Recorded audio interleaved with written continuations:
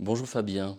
Bonjour. Tu es diplômé du Fresnoy en 2016 et ta démarche artistique évolue vers une recherche sculpturale associant des matérialités multiples, du verre, de la porcelaine, etc., et des procédés de création numérique.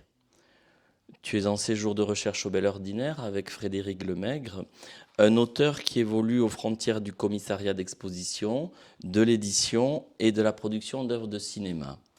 Frédéric ne peut pas être des nôtres pour cet entretien, ce qui explique que tu es le seul de ce duo pour nous parler de votre projet commun.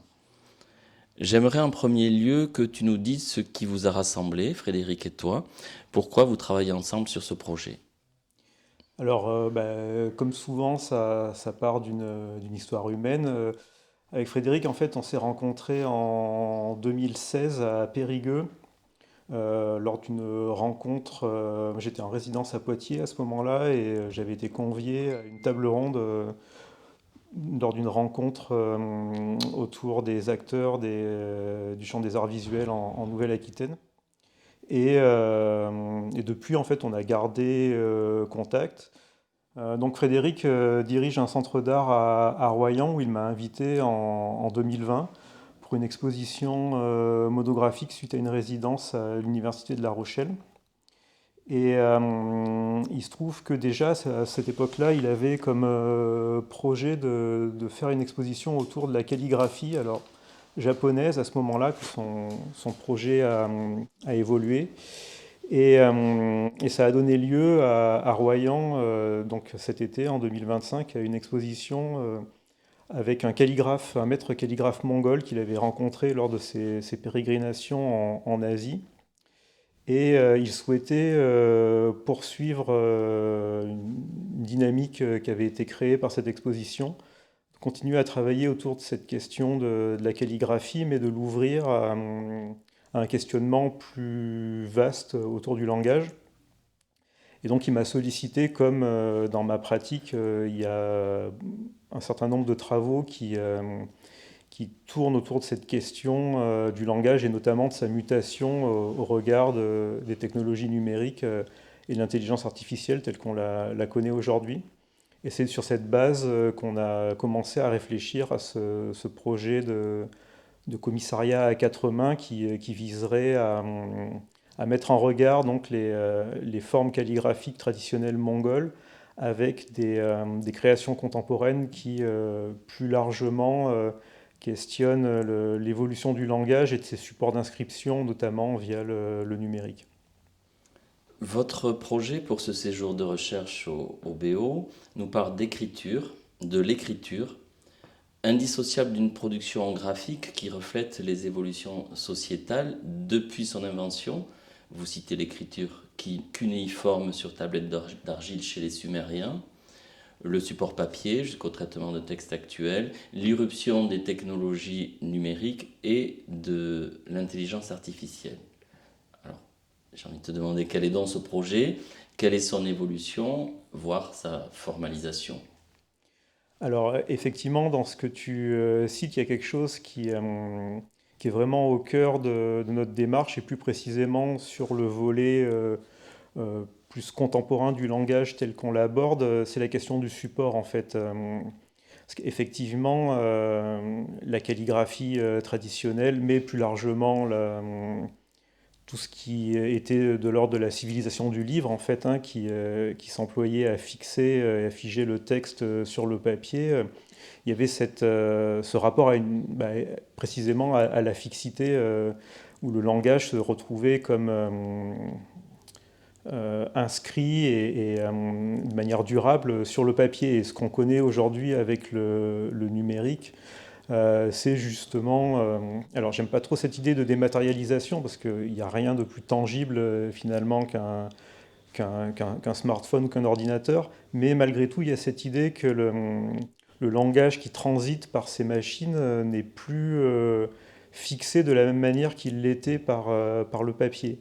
Et c'est vraiment cette mutation du support qui dirige nos recherches pour ce qui concerne les formes contemporaines.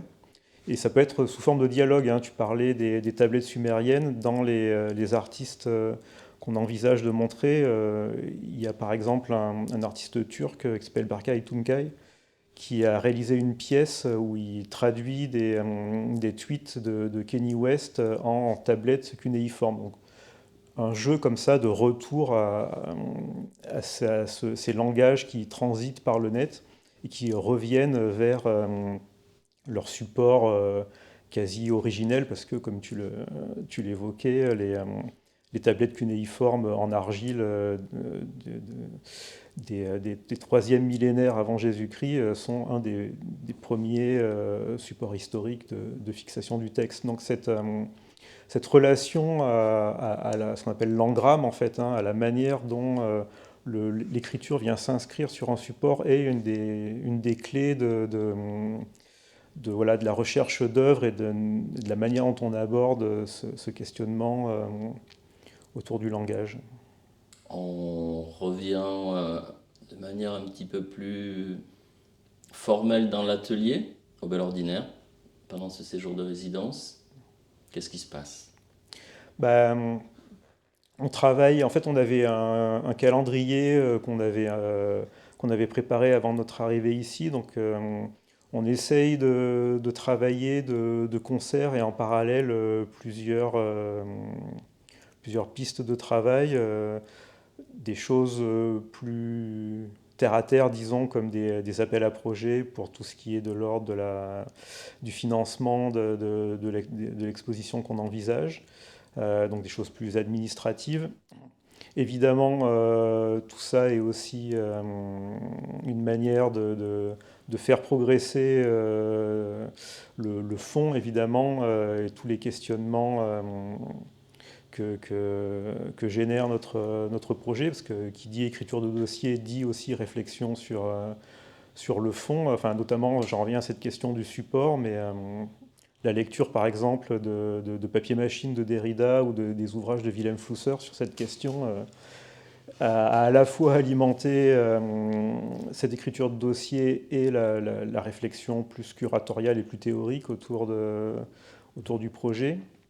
Et puis, on prépare aussi une conférence qu'on va donner demain à l'ESSAD, aux Beaux-Arts à Pau. Donc, encore une fois, c'est une manière, à travers un exercice un peu formel, de faire progresser la réflexion, la sélection des œuvres pour l'exposition et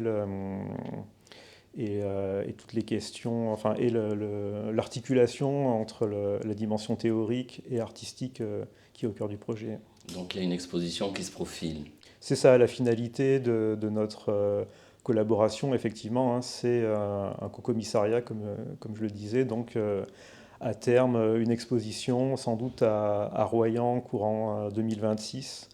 Et on travaille à essayer de la faire bouger, en fait, de la faire vivre dans d'autres lieux, d'autres espaces ultérieurement. Je te remercie. C'est moi.